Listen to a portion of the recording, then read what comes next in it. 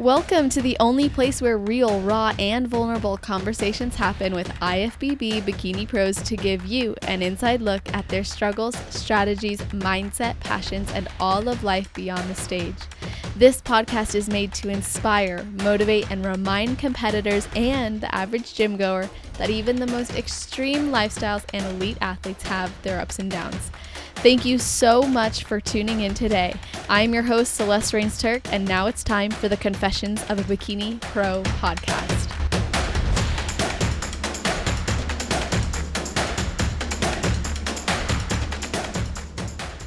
All right, everybody, you asked for it, and I am very excited to bring this to you. This is part one of the Olympia debut, two-part episode featuring the incredible athletes who have been on this podcast, opened up about their journeys and life and dreams of the Olympia, and have now achieved that.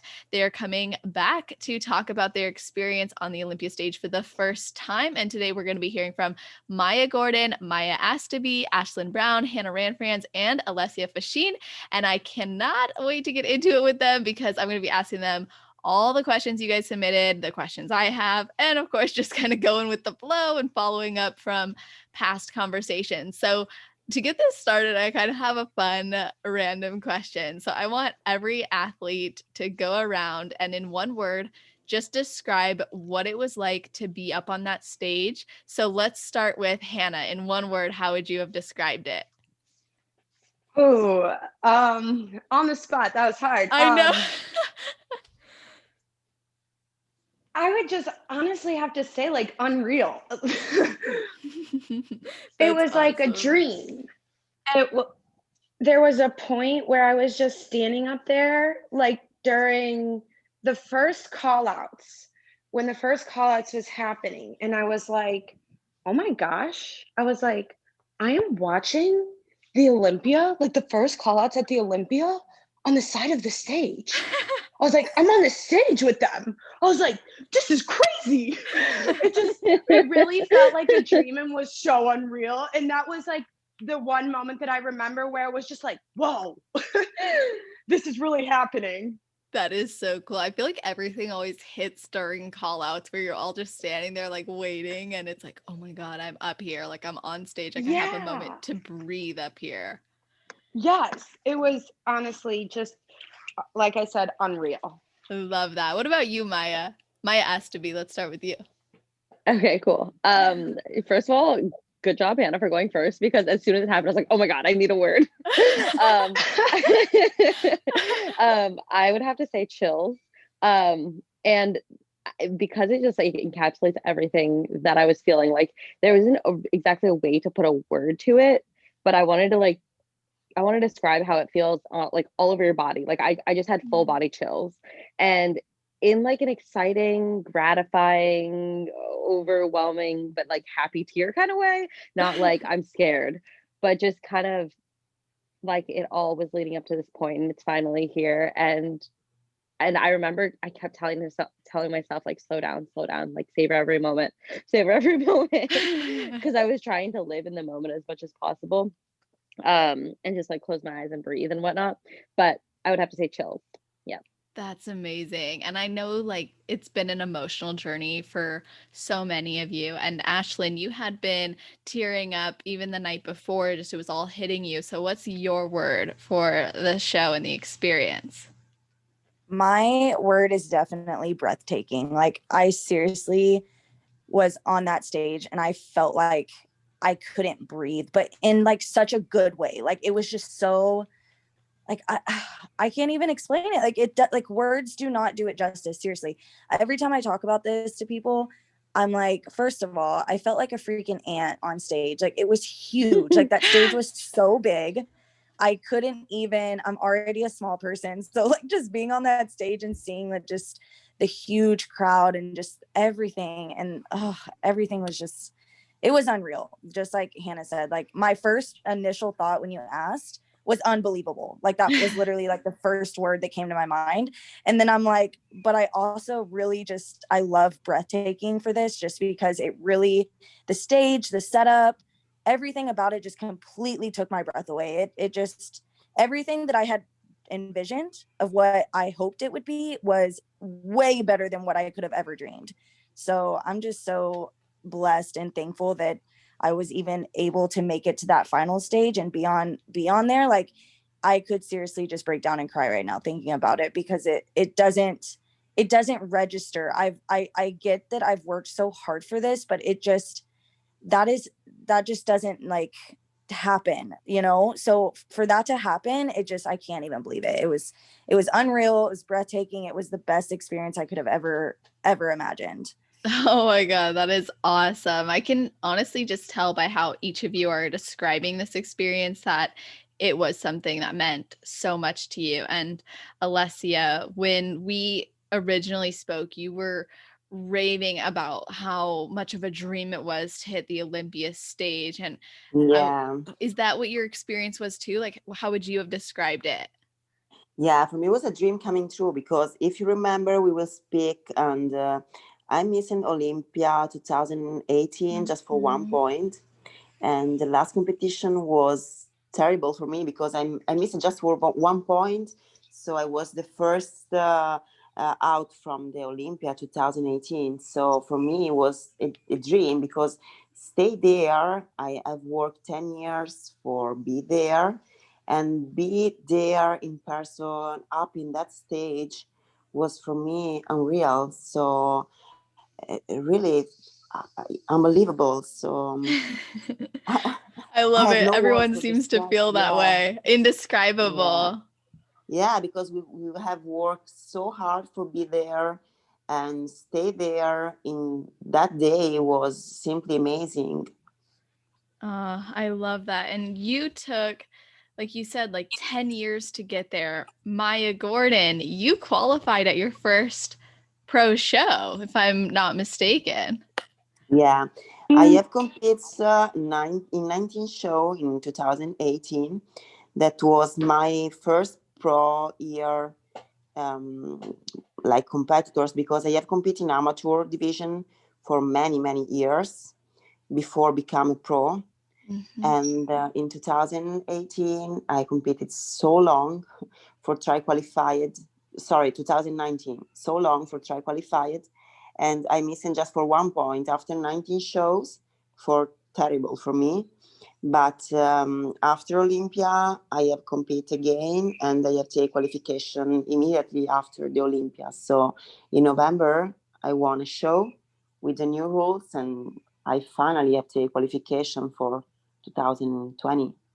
Wow, I know, that is so amazing, and such a beautiful journey that you went on. And kind of branching off of that, I would love to hear from, kind of draw this contrast. MAIA Gordon, what was your word for the Olympia experience? I would say that my word is definitely humbling. Like you mentioned there, I did qualify for the Olympia at my pro debut with the Ben Leader Naturals.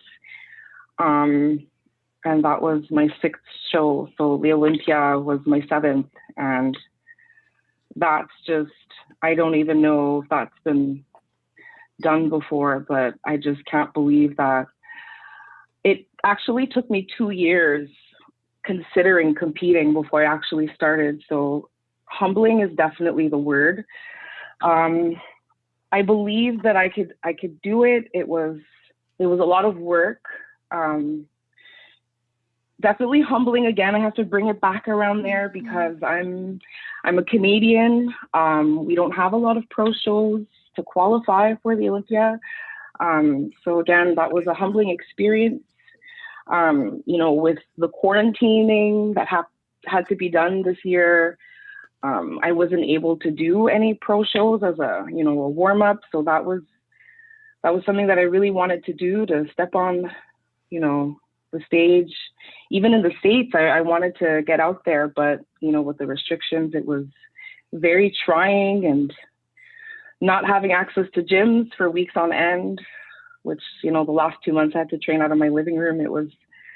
I wasn't sure if I would be able to do it. But again, the whole belief factor and really putting positivity out into the universe and believing that mind over matter and that positive mindset can really get you far.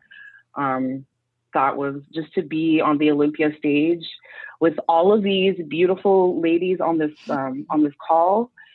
It's just a humbling experience, really. I don't know what else to say but that. And I'm grateful that I was able to do that.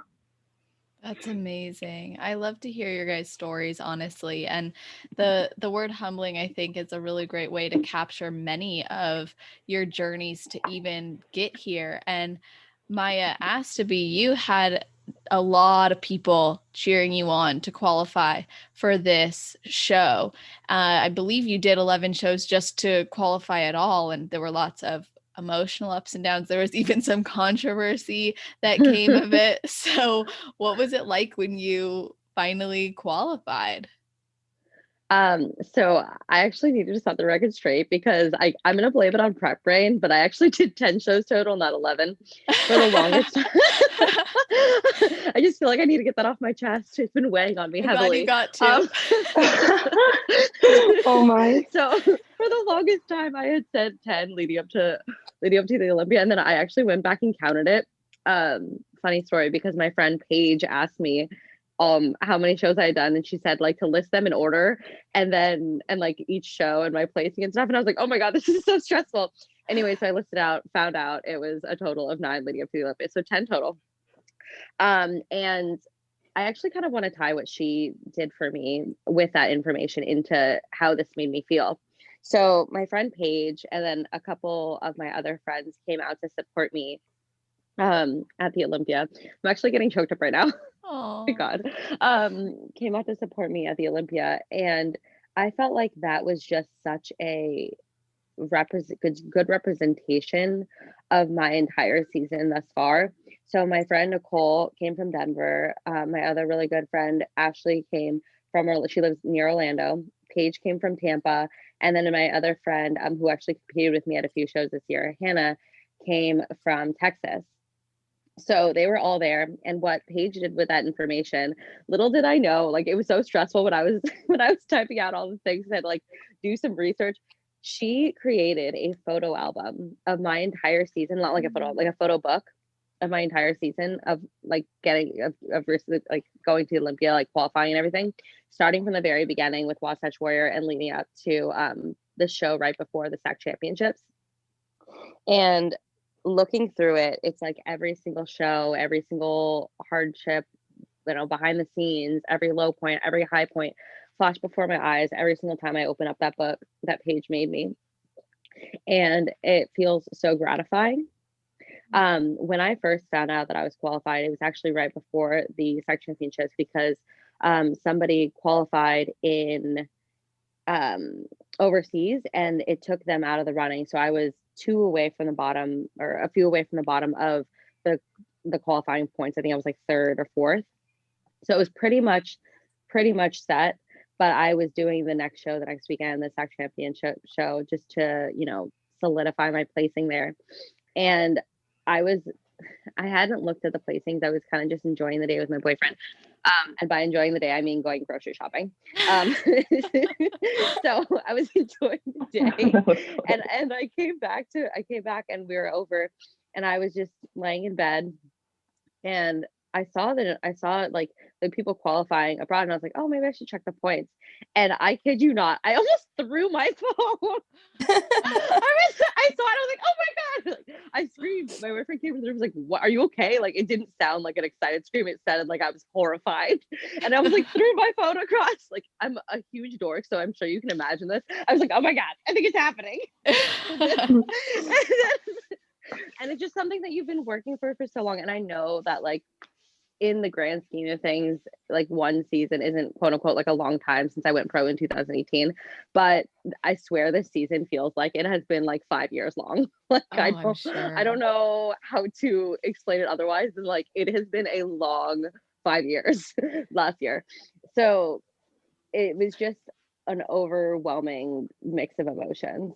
And I'm sorry if it took me like forever to kind of get around to that, but I think that the book and then the fact that my friends that were there and like hearing you guys talk about it on this call, it's something that you can't really put into words. It's more just a rush of emotions. And it's the same thing I kind of describe when I say, like, I went on stage for the first time. I'm like, it feels like I'm on drugs. Like, I don't know if you guys, I'm like, have you guys ever been on drugs? Like, it feels like that.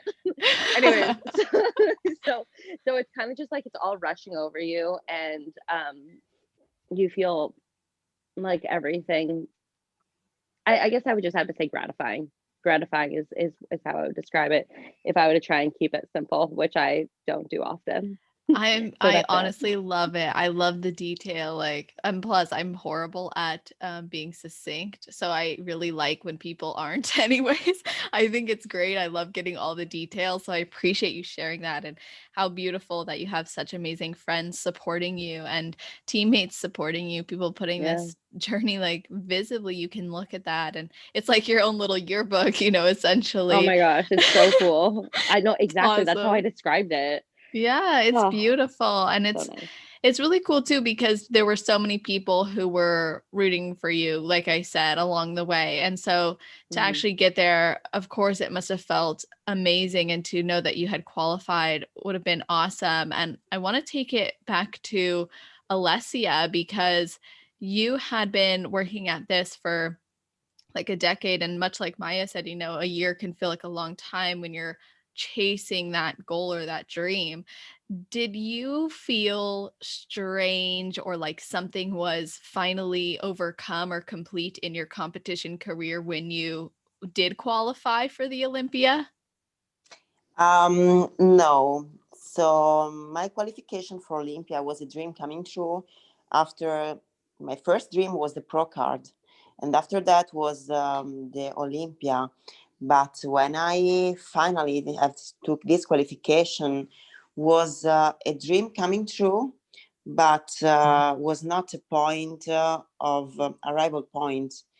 I don't know how I can say you. It's continuous improvement. So Olympia qualification was a point that my mind have fixed it, but for continued reason, my shape need to improve following the judging advisement. Yes. So this year will be so harder compete for me, and for coming in Olympia was so harder too, because quarantine.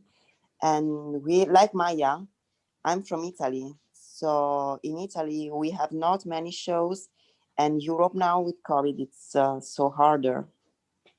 So we have no show, nothing.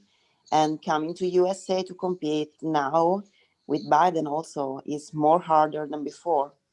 So Olympia, I was lucky last year with this unlucky situation with COVID, because many girls here in Europe have had the last chance to qualify for Olympia in Alicante, and the first, second, and third place at the qualification for Olympia, but was so harder for them. And now it's really difficult to take another qualification for Olympia for us in Europe, because we have double quarantine to do if we come to USA, and if we give us the visa. How did you end up getting here? Because didn't you go to like Mexico and then come to? Exactly, yeah. For coming in Orlando, I have take flight to Mexico. I have spent 14 days there, and then I have take flight for Orlando. But now Biden have stopped also the flight to Mexico from Italy. So coming in USA, it's really difficult, because we have no chance. In Italy, they have stopped all the flights from Europe and have blocked all the custom where there is the variant of Corona. So we are in prison now. Yeah, and I think that's actually really similar to Maya Gordon, in that she wanted to, and Maya, I hope you could speak on this too, but can you guys talk about what the IFBB did to help you guys, or to accommodate you in actually getting to the show? Well, what they did is they actually, oh, sorry, did you want to go, Alessia? No, go. It's fine. Oh, okay. I just wanted to say that I believe for the international athletes, the IFBB had drafted, they drafted a letter for us basically to bring with us for travel in case, the borders were asking why we were traveling. It basically stated that, we were qualified for a very important show and, we were being invited to attend. It was just a very formal letter to make sure that we were able to travel. But I wasn't required to present that documentation for my travels. So that's, I think, is a good thing, but it was a really good backup.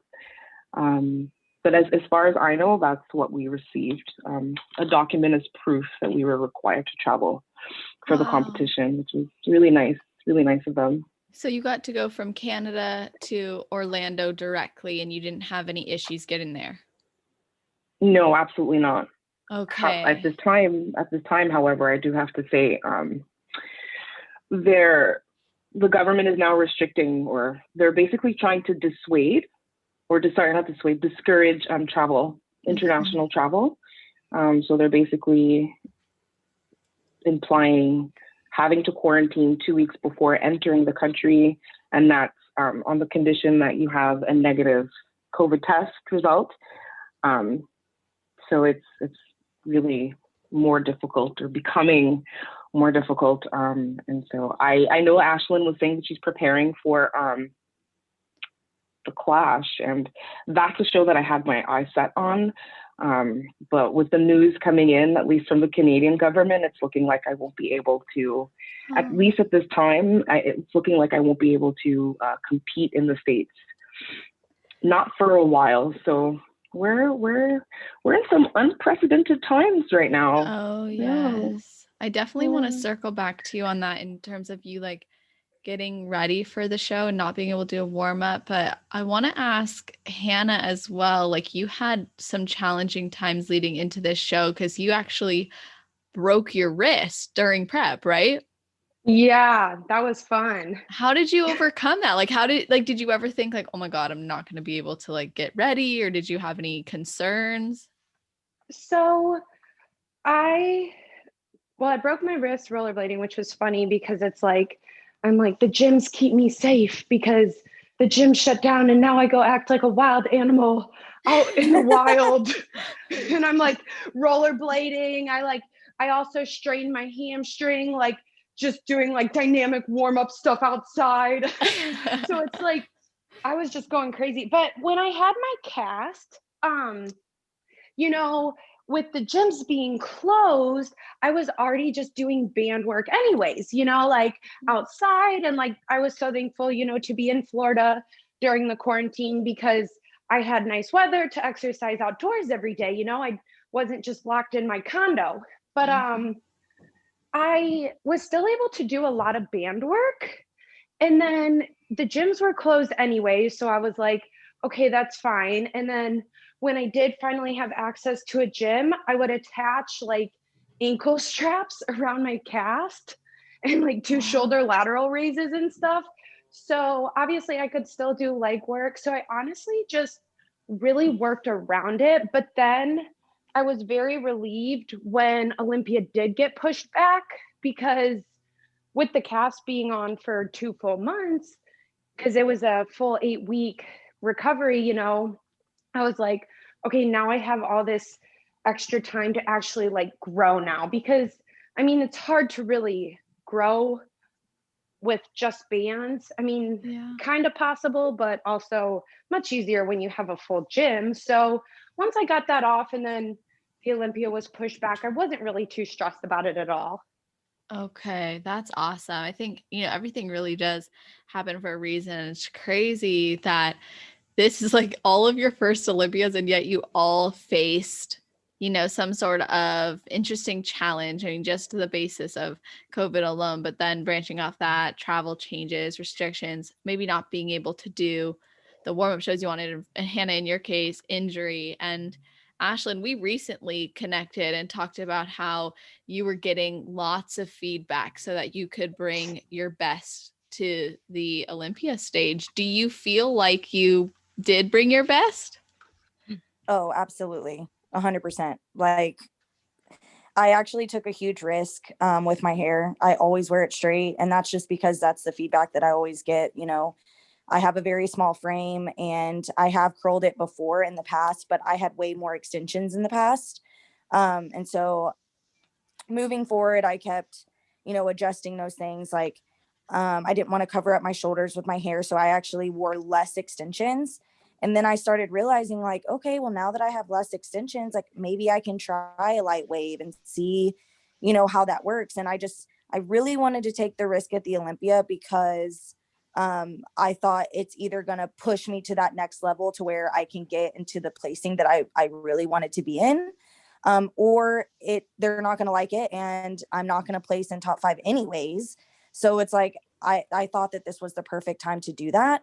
And my feedback on my hair was it pretty much made, so my feedback was always that I was losing the wow factor from the front. They were like, you know, from the back, the wow factor's there 100%. They're like, but then when you turn around from the front, you know, we're losing that wow factor. And that was my makeup and my hair. Like I always did my own makeup. I always wore my hair straight. And I just felt like that made me also feel kind of boring. Like when I was on stage and I just had my straight hair, I never felt like sassy. I always felt just my normal self. Like I didn't feel any like extra, I guess. So I needed to find what I was missing to make myself feel that way.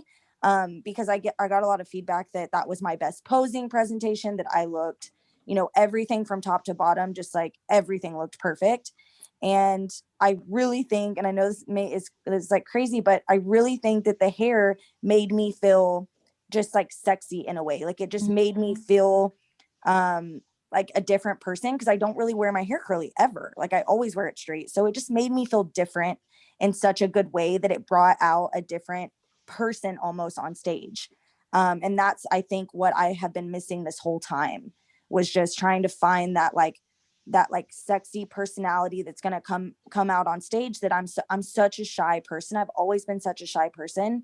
Bodybuilding has really made me come out of my shell, and I'm doing so much more than what I could have ever imagined. This is actually really funny because my birthday, my grandma called me and she was telling me, she's like, man, I just can't believe that she's like, I can, you know, believe it. She's like, but at the same time, like, you're so shy. She's like, I'm so surprised that you're like doing all these things and going to these events and getting on stage and stuff. She's like, I just can't believe it. And it just brought me back to like how shy I actually was. Like, I have never in a million years thought that the person that I am would have made it this far, you know, being surrounded by as many people as I have to be, and being on stage and bringing out that confidence. Like, I just never thought that I would have got there, because I'm always so shy. I just like have been my whole life. So and I think that's why I appreciate bodybuilding so much, is because it has brought out another side of me that I never knew existed and that I never thought that I was capable of.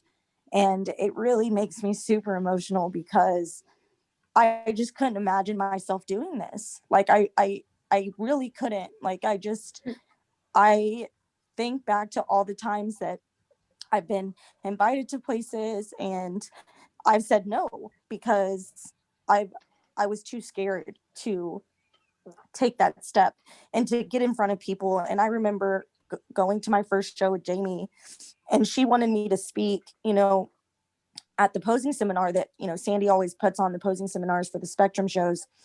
And I remember her asking me, and I literally thought I was going to throw up, like when she asked me. And I just kept telling myself, like, you can freaking do this. Just go up there and grab the microphone and just talk. Like, just do it. You know what you're doing. You love this. Like, you're passionate. Just like show these people that.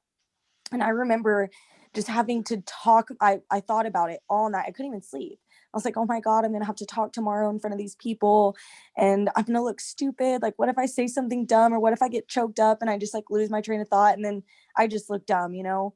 And I was just so nervous. And now if Jamie will call me, she's like, hey, I want you to do this event. And I'm like, hell yes, put me there. I will be the first person to speak. I'm like so on top of it, and I'm happy to do it. It doesn't even scare me at all anymore. Like, give me the microphone. And it's like funny because now she has to like take it away. She's like, all right, okay, somebody else talk now. So it's just crazy how everything can flip a switch like that. And it just brings me back to like taking that risk and doing my hair differently. And I knew it was going to be something, to me, it was worth the risk. I was like, I just want to do it. I want to get the feedback and see what it was. And my feedback was like, that was the best everything that I brought. So I'm very happy with the fact that I was able to take the risk, do something that, you know, I wanted to make sure that I wanted to bring my best. And I was like, this makes me feel like I'm going to bring my best. If I don't do this, I'm going to regret it. So I'm glad that I did. Oof, I just got chills right when you said that, because like I could imagine if you had left feeling like you could have done just like 1% more or 1% better, it would like, it's hard if you have to face that. And I love that you shared how far you've come and how you almost can't even believe that you were there. Like it's hard to even imagine yourself there if you were to go back in time and see yourself doing all of what you're doing now. And it's so powerful. And actually, one of the listeners, when I posted this on my story, it was like, did any of these girls have like an imposter syndrome when they got there, when they made it there? So I'm going to throw this out to all of you, and anyone who maybe experienced this could speak up, but did any of you feel like, oh my gosh, I don't belong here? Or, oh my gosh, like I shouldn't be here? No, and I can probably speak for everybody. Everybody that made it to the Olympia stage worked so freaking hard to get there.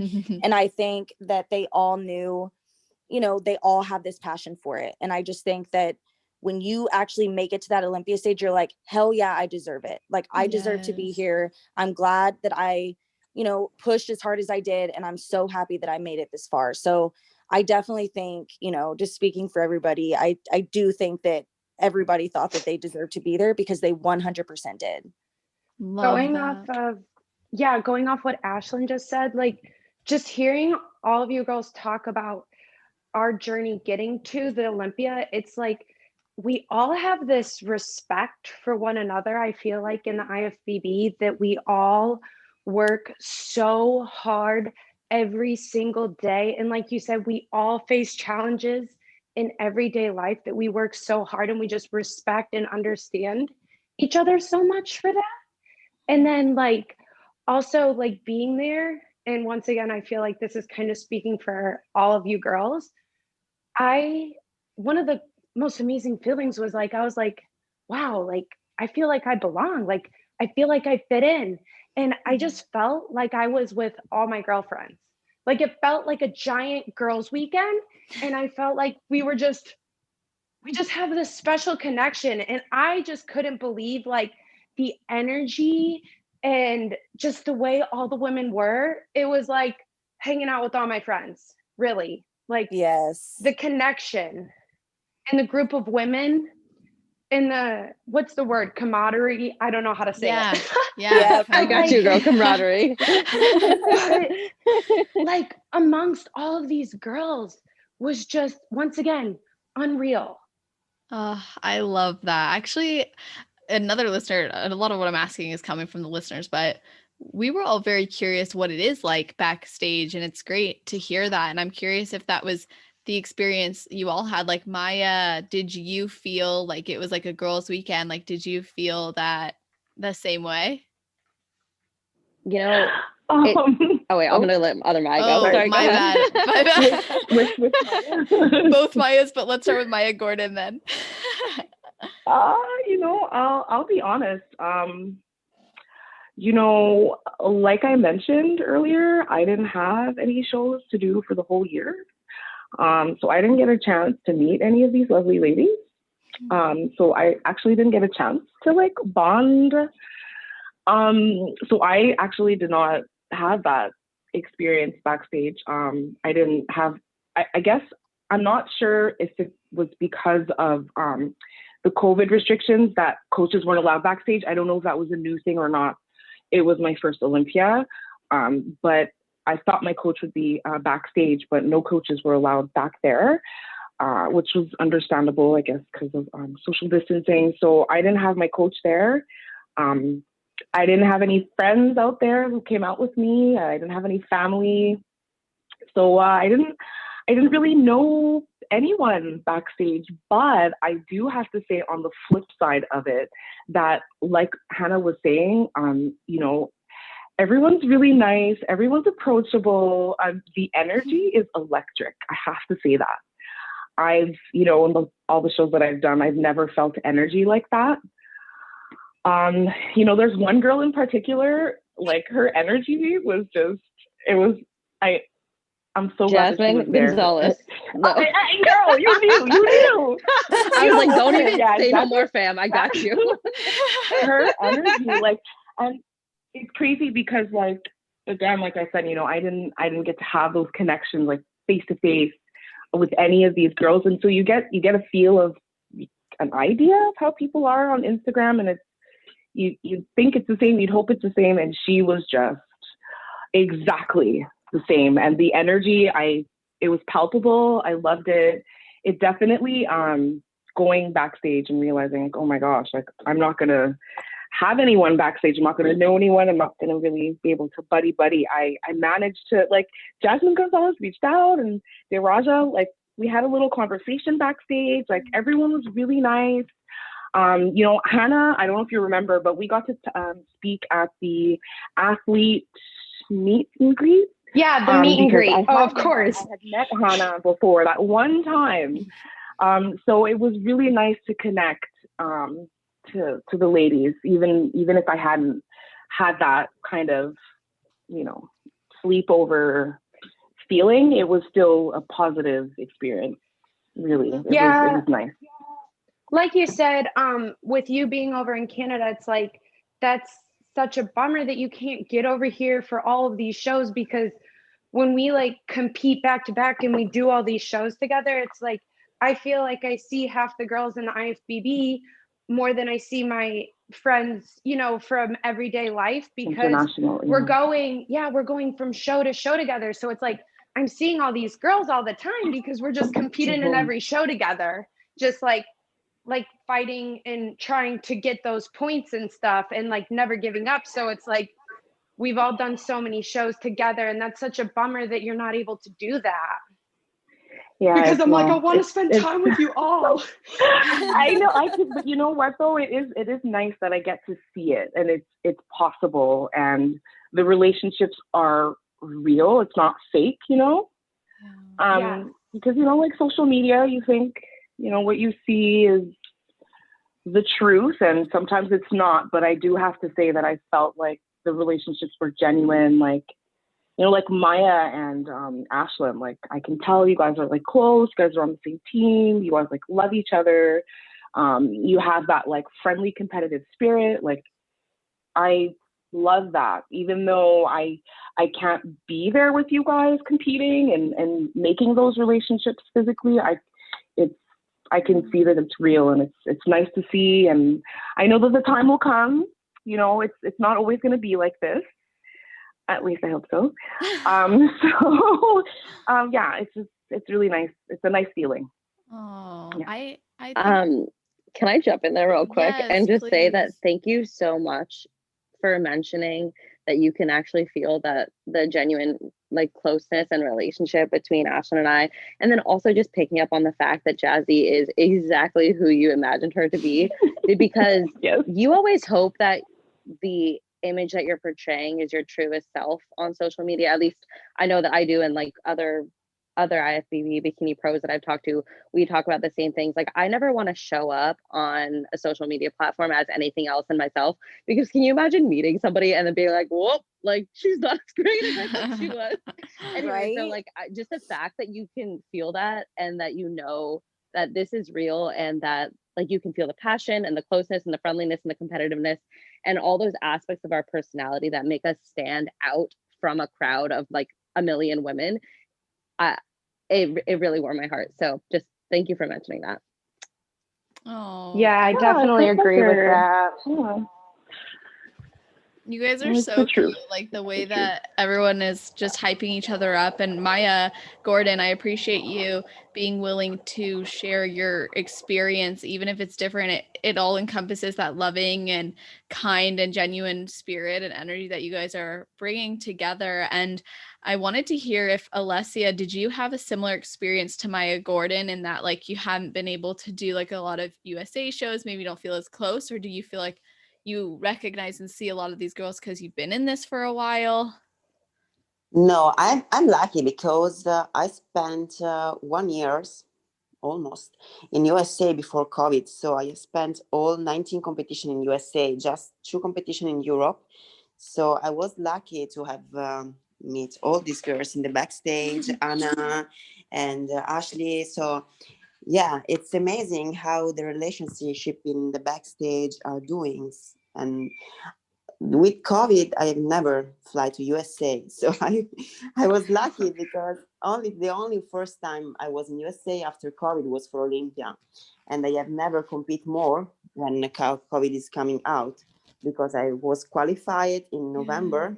And then I have competed 3 more times that year.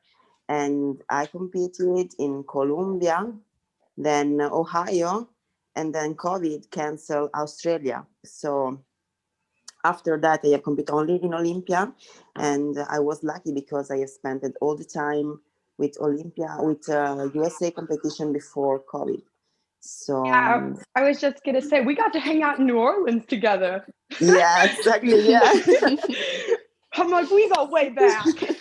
Yes, with Massa also. Massa, yeah, that's the fun thing. Like, even after shows, you guys, like, we all still hang out and like plan stuff together and go on adventures together and explore new towns together. So like Yeah, you try to said, find even out like also the restaurant buffet.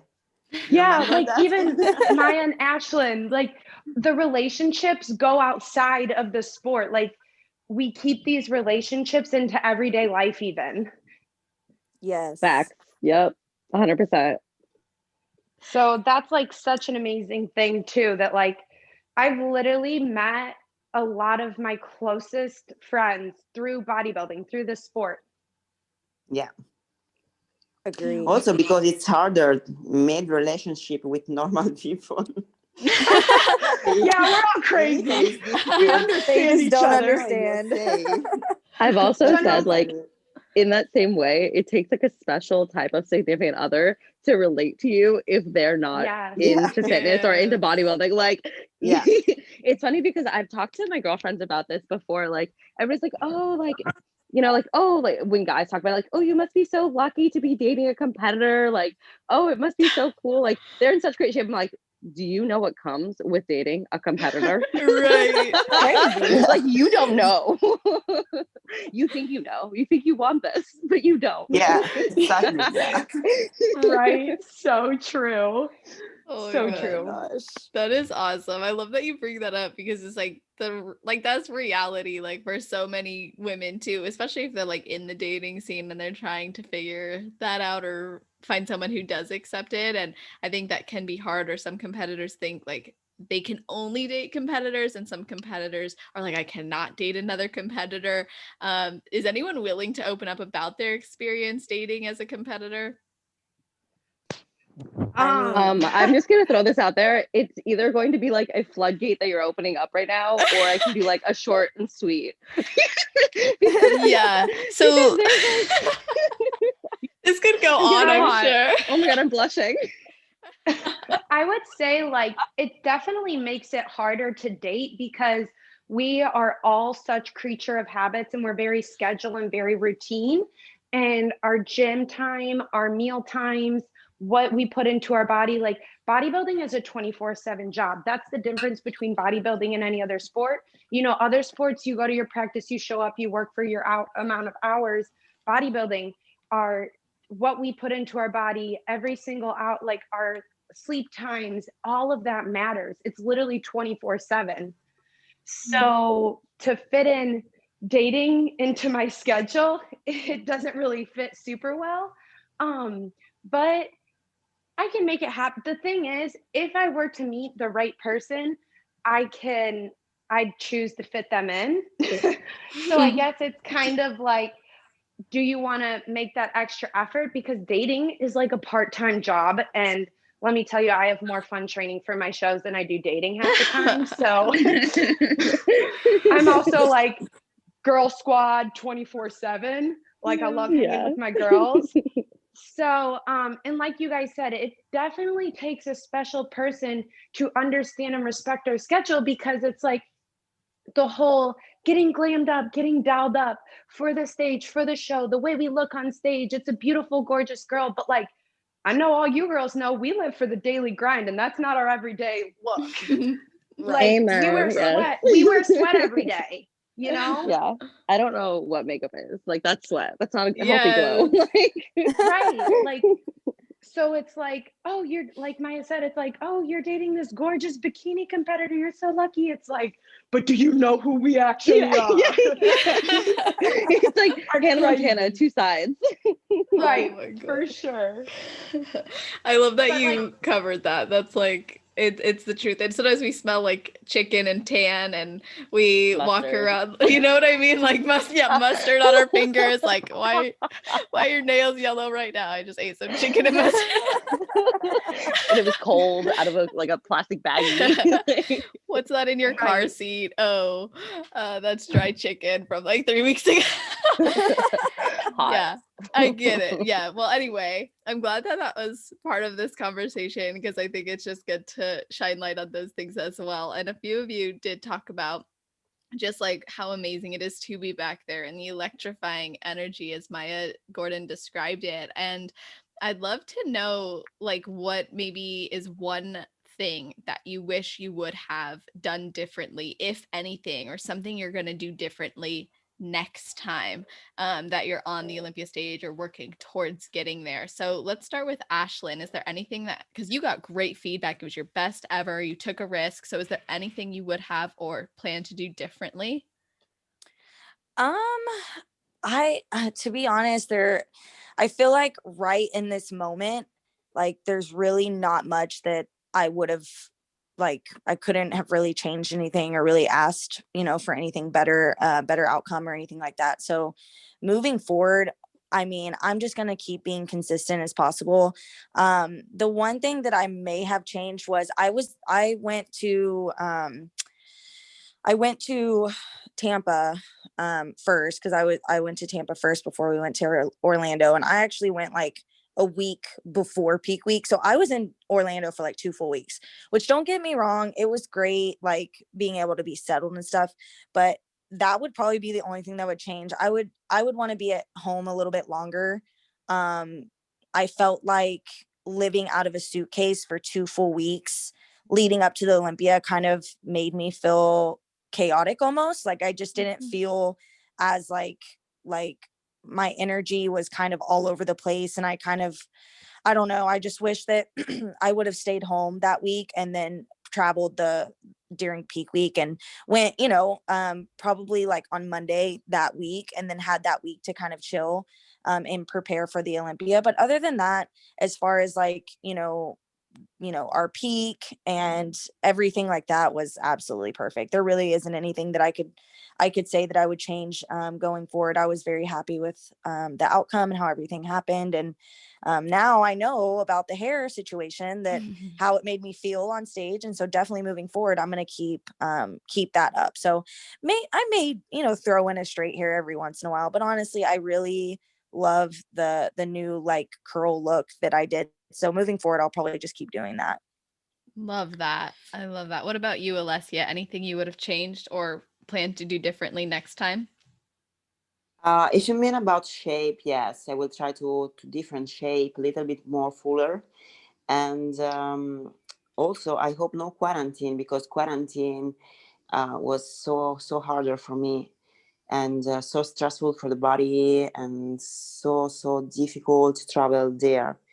So only this, because the other things was perfect. And That's awesome.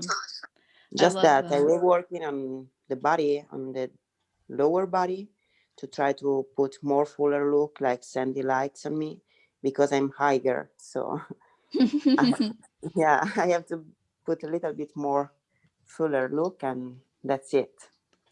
Only I'm that. excited to hear more of your guys' feedback too, because I think that will be interesting to see how you're working on it. But Hannah, was there anything you would have done differently or changed about the experience?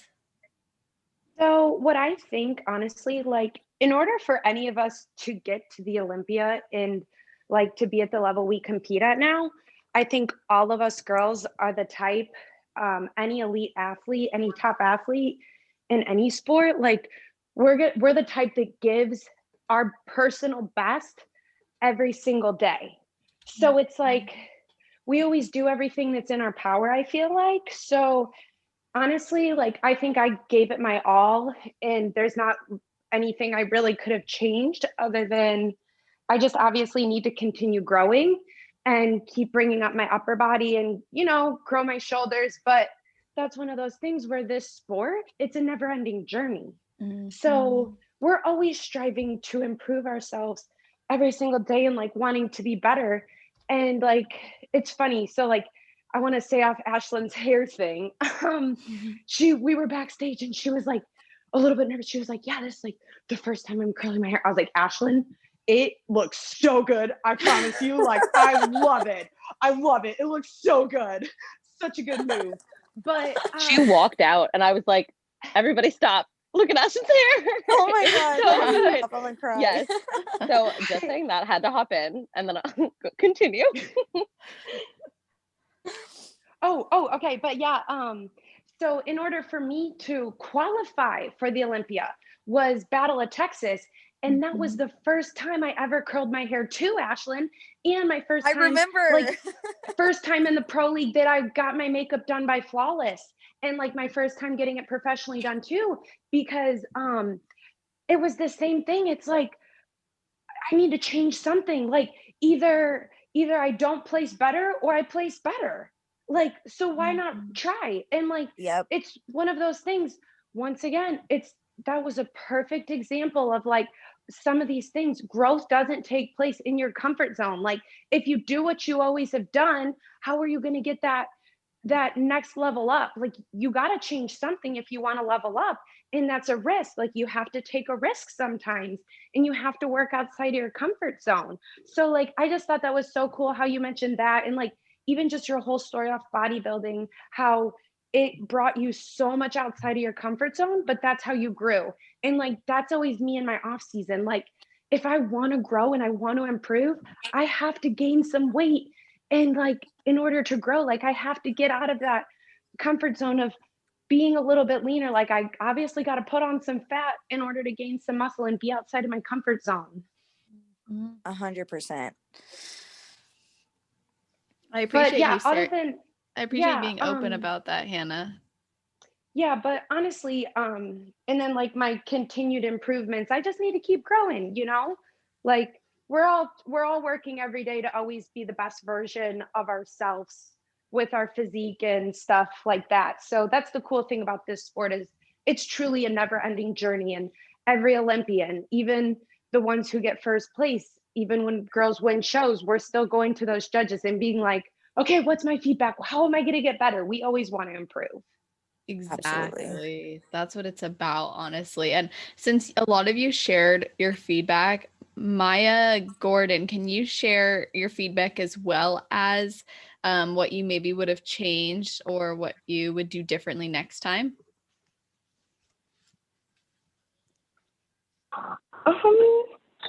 Oh, well, my feedback was that I came in too muscular.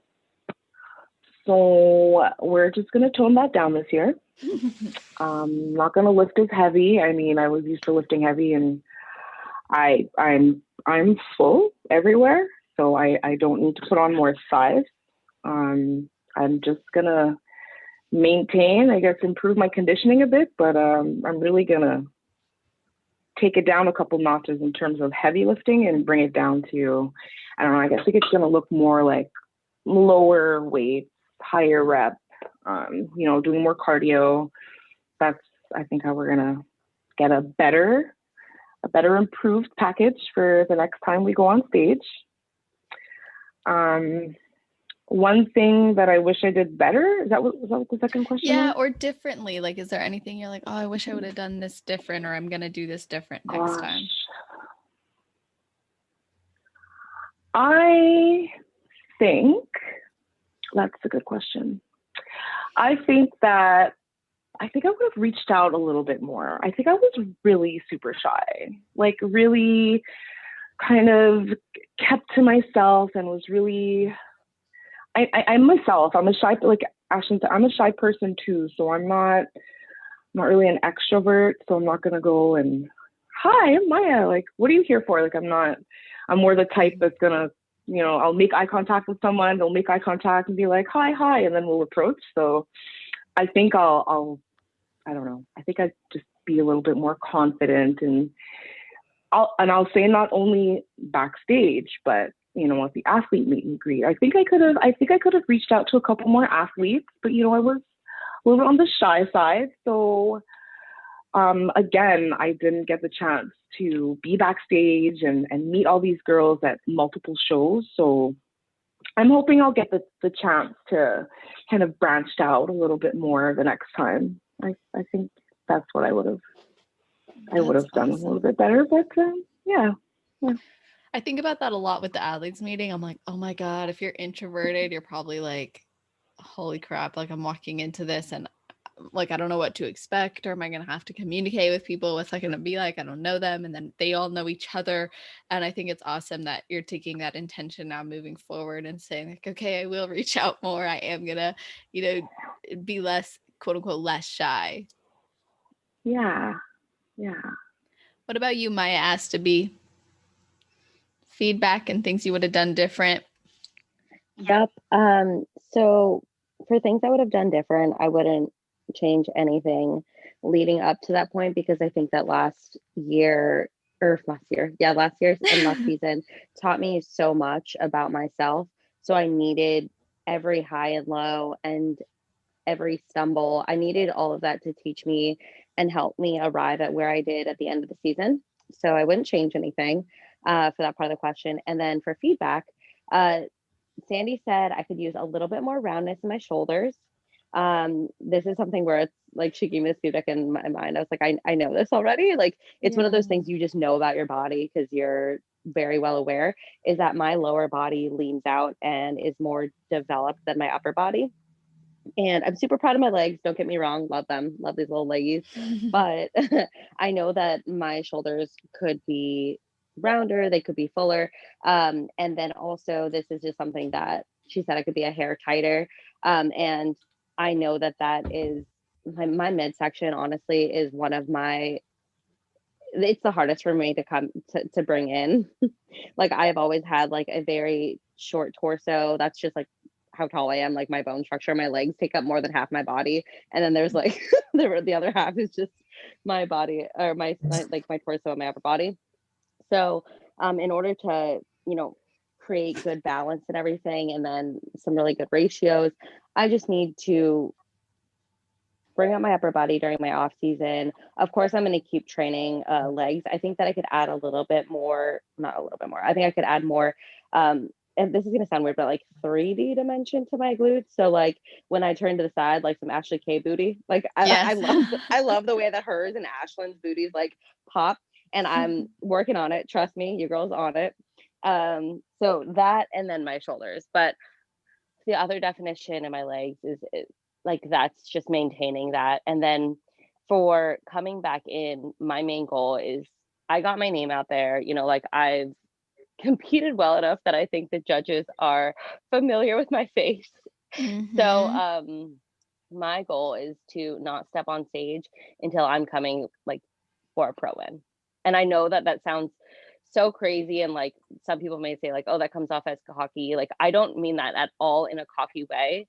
I just mean that I've stepped into my magic, so to speak, and I feel like I'm capable of it, and it gives me chills saying that, but I feel like I'm capable of it, and I know that if I work my hardest during this off season, like Ashlyn was saying, just be as consistent as possible. I'm not going to be perfect, but be as consistent as I can be while enjoying my life and all that, and keep working at it, then I can come back in 2022 my best self. And if I'm coming back at what I think my best is, then yeah, like I'm gonna put it out there. Like I think that I can come in and win a show. So so I Yes. don't want to step on back on stage until I know that I'm capable of that. And you know, again, it's one of those things where like you can still have that and still also obviously respect everybody else on stage that's with you, and also be humble, and also know that like it's ultimately up to the judges.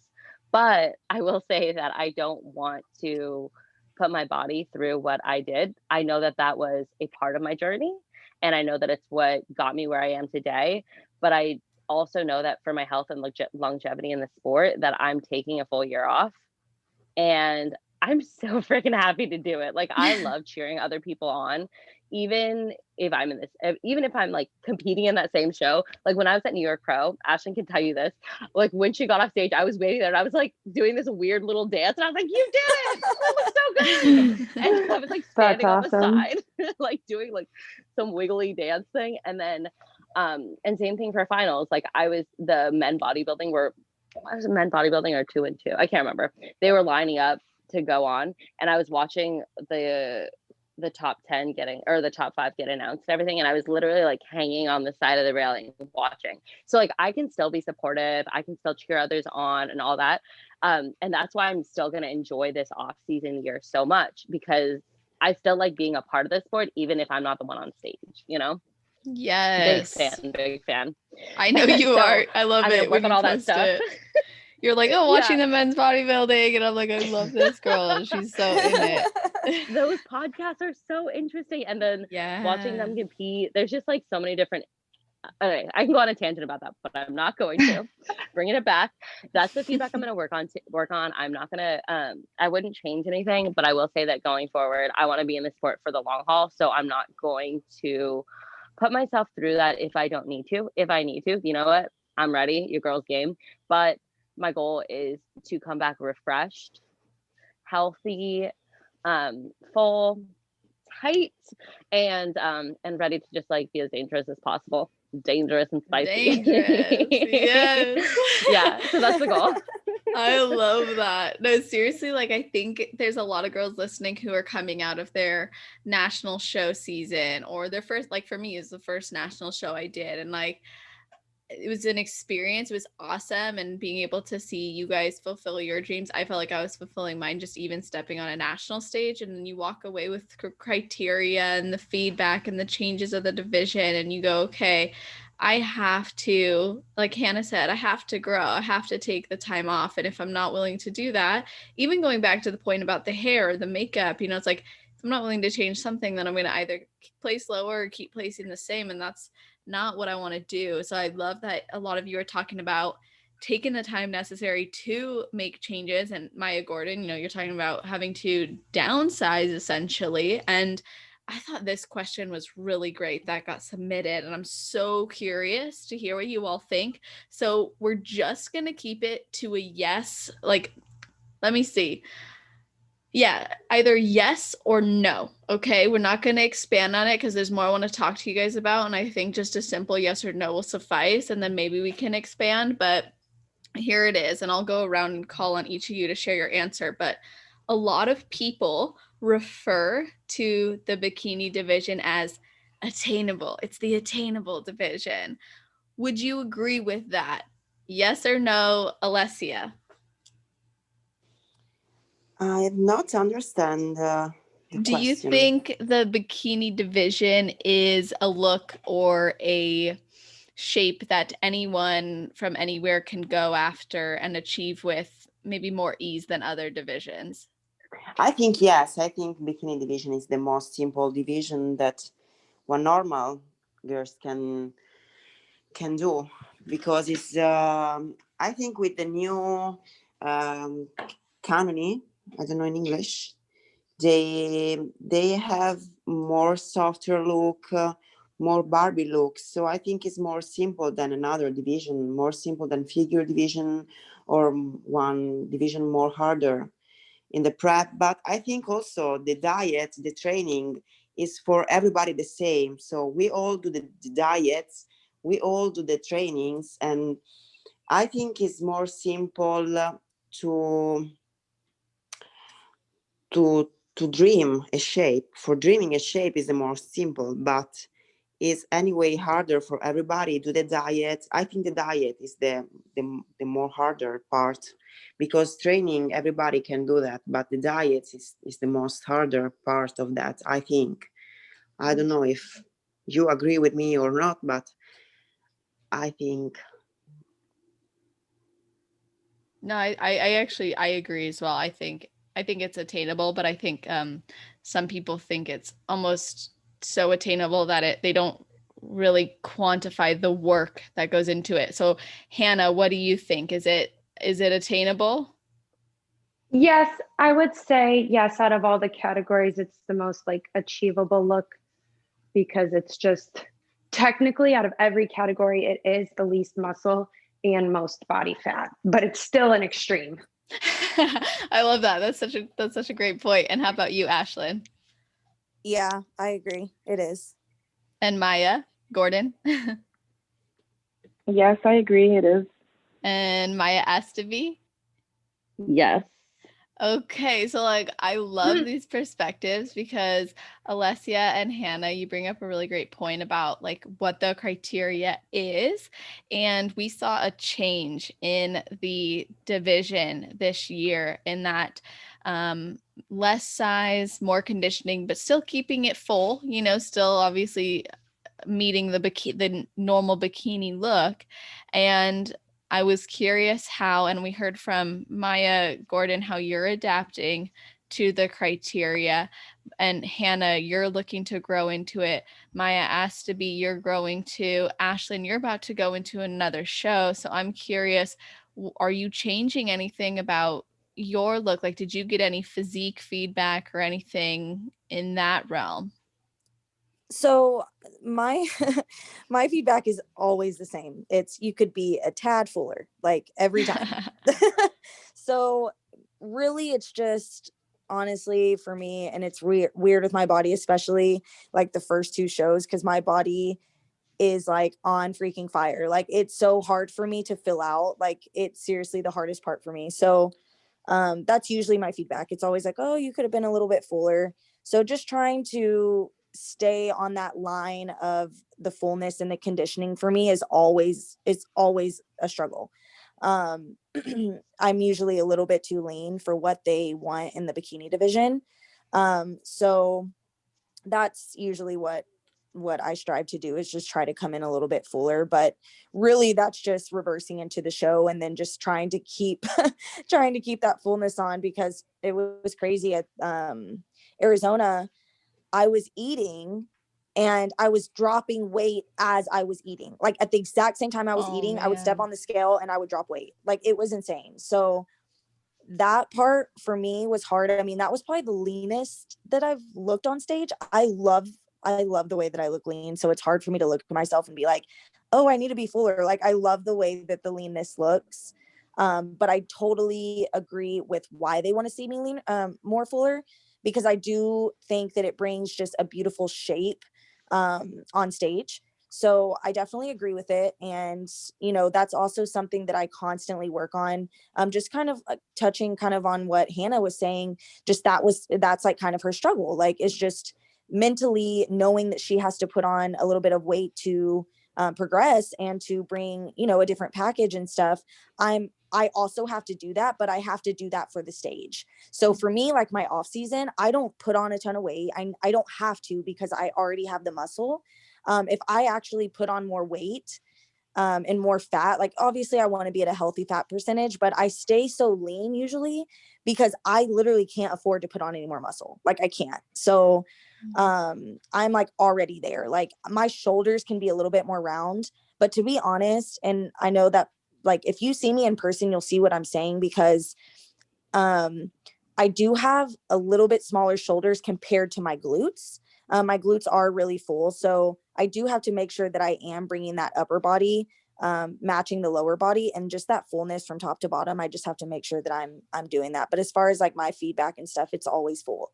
It's always just a little bit more fuller. So that's definitely something I always try to work on and try to bring to the stage. And it's really hard for me because I see myself, you know, in the morning and I'm like, I love the way that I look fasted. I'm like, oh my God, I love how I look. I love my muscle. I love my lines. But there's literally no way in hell I could get on stage like that. Like, no way. So right. I have I'm to the same way. Yeah. And it's like, I have to eat. And then I automatically don't like the way that I look. I'm like, oh, like I feel big. Like, and I know that I'm not. But I feel, it's just a feeling. And it's like, I don't feel as tight. I don't feel as good. But then Sandy sees me and she's like, oh my God, I love it. And I'm like, oh, like, I just wish that I would love it too. And so that's something that I'm working on every single day. Like, I'm constantly being like, this is what they want. This is what they want to see out of me. You know, this is what they like. And I just have to continuously remind myself of that and be careful, you know, as I'm getting leaner to make sure that, you know, I don't come in too lean, too striated, stuff like that. So. Wow. I love how you guys are being so open about your experience and having to grow more and having to put on size and having to accept what they are asking, what the judges want, and really even looking within and saying, is this something I want for myself? You know, is this something I can get comfortable with? And everyone talks about when MAIA ASTABIE first came on the show, like she was talking about eating so much to just get the criteria right, look the right way for them. And then ASHLYN, you're talking about how you were eating into the show too, just trying to fill out. And Hannah, now you're trying to get comfortable with putting on that size. And something that is so interesting to me from like a psychology perspective is a lot of times we have like this safety or this positive reinforcement or this comfort that comes with whatever we're, you know, now moving away from. So in some cases that's being really lean and we like how that looks and we like how that feels and we've been rewarded for it before, and there's something safe about it, there's something comfortable about it, and then we have to grow and we kind of have to change that, and now we're changing how we perceive ourselves and our safety net essentially changes and it's no longer comfortable. And I'm mentioning this because I think it goes both ways. There's people who have to put on size, and then there's people who can't afford to put on more size like you, ASHLYN, and yet you also need to fill out more. And so it's a fine balance, and it all breeds a sense of discomfort. And yet all of us love that growth. We love that discomfort. And I have no doubt that all of you like are just going to keep showing up even better. And it's really just beautiful to witness all of your journeys. And I have one more question I want to ask all of you. And this one, you can be as expansive as you want. Don't hold back, because I think this is a really fantastic question and a meaningful one as well. So I want to know, and I guess we'll just go around in a circle or square again. But how would you, or how did you, or what would you do if you won the Miss Bikini Olympia title? Like, what would that title mean to you, and how would you have shown up, or what would you do if you became Miss Bikini Olympia? So how about we start with you, MAIA Gordon? Gosh, girl, you put me on the spot, didn't you? I did.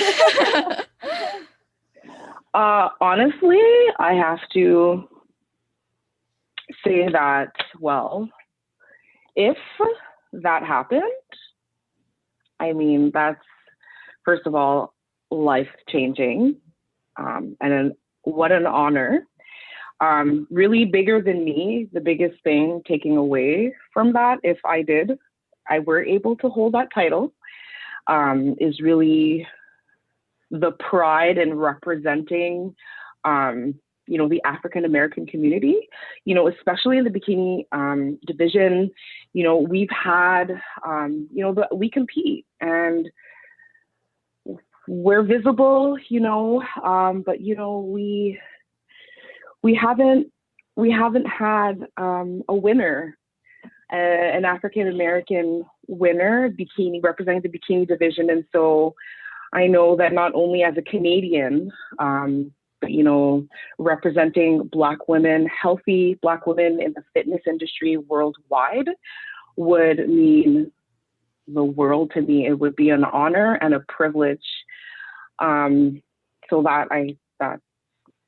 that's my number one answer. I love that. For that question. Oh, that's beautiful. I appreciate you sharing that. What about you, MAIA ASTABIE? All right. So first of all, awesome job, MAIA, for going first. I really appreciate that response coming straight from the heart. I'm glad I had a couple seconds to think about it though. So this is something I've talked about a lot throughout my entire season, not just last season, but I mean, even when I first started doing my like pro card run, I've always felt like the whole thing, it takes a village, is so true. Where I am today, I wouldn't be without my friends, without my family, and also without this community in general. And I've told you this the last, like, not even, especially this podcast has created a safe space, not a safe space, but a space for us to talk about our struggles, our tribulations, to like relate to other people, to connect, to learn about others in the sport where there's not a lot of media coverage.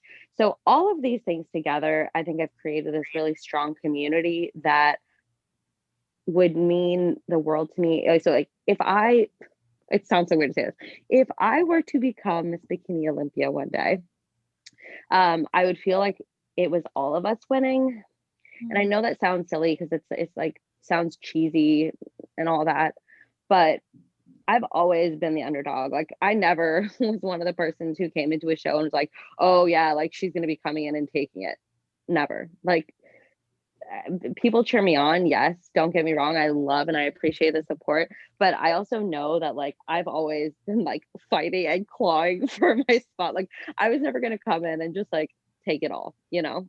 So if I were to win Miss Bikini Olympia, I would feel like I was winning for everybody and not just for myself, because and I think that everyone is, a lot of bikini athletes are super relatable because we are like, quote unquote, like the gateway, the gateway division. But I just feel like, it sounds so silly, but like, because I was overweight before this, a lot of people will reach out to me and they're like, oh my God, like, I feel like I can do it too, because you did it. And, you know, it took you a long time, but I'm committed to losing the weight and then building and doing it healthy. And like, it's things like that that just like overwhelm me and make me feel like if I were to win, it would be such a telegraphic message to so many women that they can do it too. And I think that that's the same for if it was someone who came from an eating disorder and then got on stage after building for a long period of time. Like I know there's a lot of those stories too.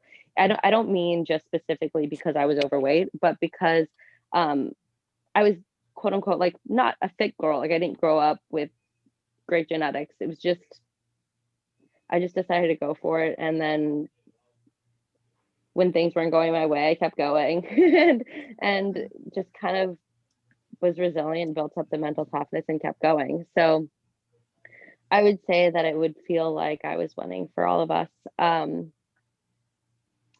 And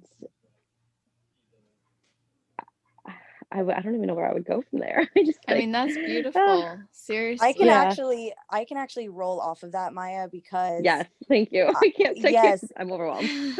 Oh my gosh, I can totally relate. Obviously, like I do feel like bikini has a standard. I do. I feel like this is actually really funny because after the Olympia,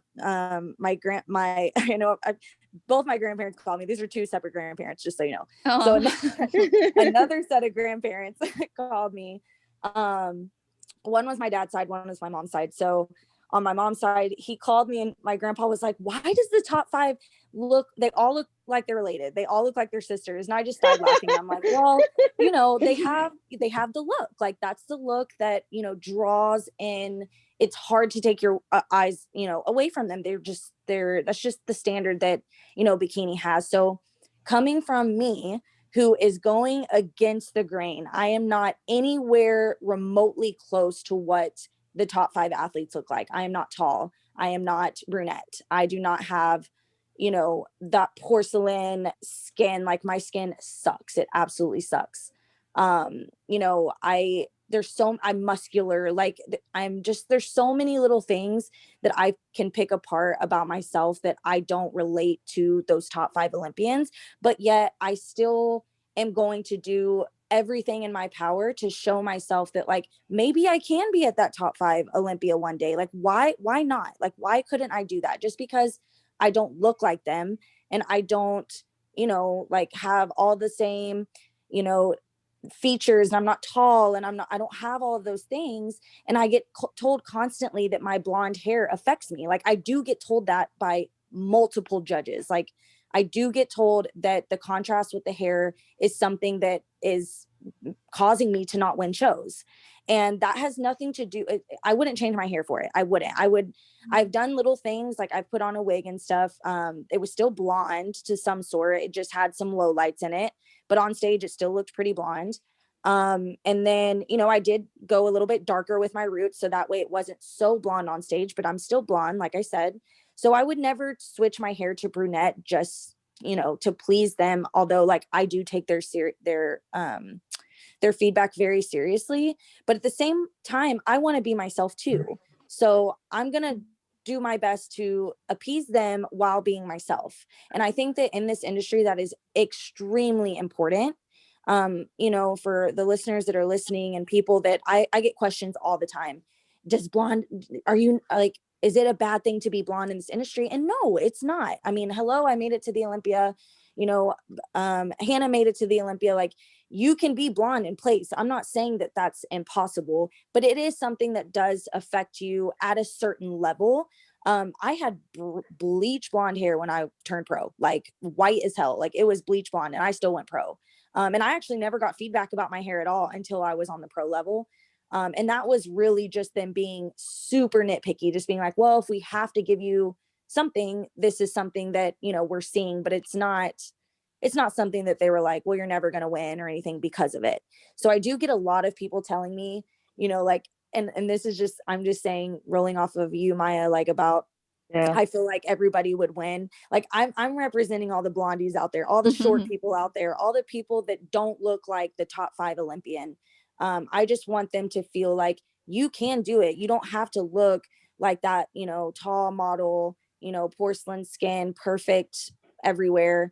You don't have to look like that to do well in the industry. You can still be yourself. You can still, you know, look different. It doesn't have to be that way. And I just, if I were to win, you know, Miss Bikini Olympia, that would be the one thing that I would pride myself so much on. Just the fact that, like, I'm going against the grain and I'm still doing it. So that would be the most, I mean, that would be I felt insane. that too. I Yeah. 100% felt that when I saw you on the final stage. I broke down in tears. What's new? And then I was like, that's my girl up there. And I truly felt like you were showing everyone, like, you, it sets such a good message to show other women that they can do it too if you're not fitting into a mold. Exactly. It really, really does. And it also shows women who blame it on, like, oh, the judges pick the same people all the time. Like, oh, no, they are watching. And they're Yes. judging, and they Yes. care about you as a person. So, like, if you're showing up as your best self and delivering on your feedback, that's all you can do. And you're showing people that you can place well, even by not fitting the mold and by staying true to yourself. And that's so beautiful. Oh my gosh. Love you. Love you. You guys are seriously amazing. Like, I'm loving all of these answers and just blown away by all of you. You're all amazing representations of the division already as well. And I just want that to be made known too, that you guys inspire so many people. So, ALESSIA, what would you do if you won the Miss Bikini Olympia title? I have no ALESSIA, you're idea. blonde too. Yeah, exactly. I'm blonde too. I've tried one time to change, to switch my hair in more darker color, but not fix on me. So after 1 month, I have changed again the color, and I'm back blonde. And I think I have no reason to switch the color of the hair, if not fix on you, just for try to be similar on the Mr. Olympia competitors top 5. So you have just to put your top look on stage and try to show the best of you. I totally agree with you, Ashley, because you have said the perfect things. And also Sandy told me you have to come back to your normal color, because this darker color on you is so bad. So Yes, they will tell you. That's the nice thing. So if you do switch it, you know, at least they're going to be honest. Like, hey, I know I said something about the hair, but actually now that you changed it, I do prefer it blonde. So really, yeah, it's just trial and error in the sport and just feeling confident and happy with yourself. Yeah, exactly. Because Sandy told me it's not good that you change your color because we know you about your color, and this color fits on you perfect, and the other color looks on you very older. So it's better the blonder on you, and try to go on blonder and go forward on blonder, and that's it. Just to show the best of you and be confident on what you have. That's it. Yes. And I don't know if I win Mr. Olympia title. I have no idea about that because first my dream is top 10, and then I will try to dream about Mr. Olympia. But for sure, if I will be Mr. Olympia, I will try to move in United States with my parents, try to open something mine, and try to help the girls to conquer the dreams, and with healthy and everything that is around there. I'm dietist, so I can work on my profession and just help the peoples to be happy and healthy, and that's it. I love that. I love that. And I love how you guys are relating to each other too. We actually have more blondies on this call than we do brunettes. Whoop, whoop. Yeah. On the You next call, have- it's all brown hair. You have I think it's 3 of the 4 blonde Olympians. There was only 4 of us out of all, what, 44? Yes. Yeah. Literally 4 out of 44, and you have 3 of us here. I feel so honored. Hannah, why don't you go? Share yours now. All right. So I just love what each and every one of you have said so far. All just beautiful things that I definitely agree with. My biggest thing, if I won, it would definitely be like the most humbling thing. I loved what one of you guys said about just it's something so much bigger than myself. And my biggest thing is I just love like what motivates me and keeps me going every day is motivating others. Like it's like a circle of motivation is like inspiring others. And I just like live to inspire and empower all those around me to just like create the best version of themselves. And like I have to say, like the way criteria has changed in this sport. Prepping for Olympia was actually one of my healthiest preps ever. And so I thought that was really cool. And so just I love to preach health year round. And I would to be able to represent this sport, and if I were to ever become Miss Olympia, like that would just be it's to me, just being an IFBB pro, like we have a responsibility, and like it's so much more than that title. Like I don't think people understand what the title actually means to a lot of us. And it's something so much more than that. And I love what Maya said, like about it taking a whole village, because I like when I won Battle of Texas, like my first pro show win, it was like I felt like I wanted to stand up there and break my crown and like toss it out like Mean Girls. Because like I love when like we succeed, it's like I feel like when even you girls succeed and stuff, I feel like I'm succeeding, like true queens, like we uplift each other and we inspire one another. And like just the whole thing, like chasing after your dreams and that never give up mentality. And like just to show women you can do anything you set your mind to. And just like Janet, she showed up 6 years. She never gave up. And like just the grit it takes, and like how much she inspires so many people, and the way Angelica inspires people. And I think Angelica is one of the most amazing role models. Like it's not about what you do on the stage, it's the person she is off the stage. And you wear that like it's kind of like when I was in a sorority, they say like you wear your letters all the time.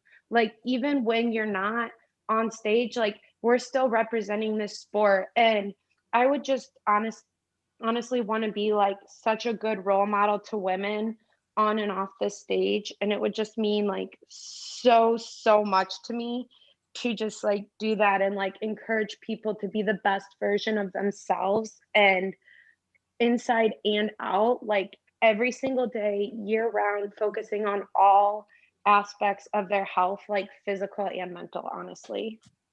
That's beautiful. I love that, you guys. You're all such just amazing, amazing women. And I said it before and I'll say it again, like you already all represent all of this, you know, you guys are really powerful representations for us as athletes. And it's just beautiful to witness your journeys and to see how much respect you have, not just for the title, but the sport and the process and yourselves as well. So I sincerely appreciate each of you joining me on this podcast again. I mean, it's pretty amazing to go from hearing you guys talking about this dream to achieving and fulfilling it. So to everybody listening, I'm going to make sure that all of their original episodes are linked in the show notes as well. So you'll be able to see that always on celestial.fit/podcast, along with all of their social medias and links and everything. So you can listen to their original episodes and just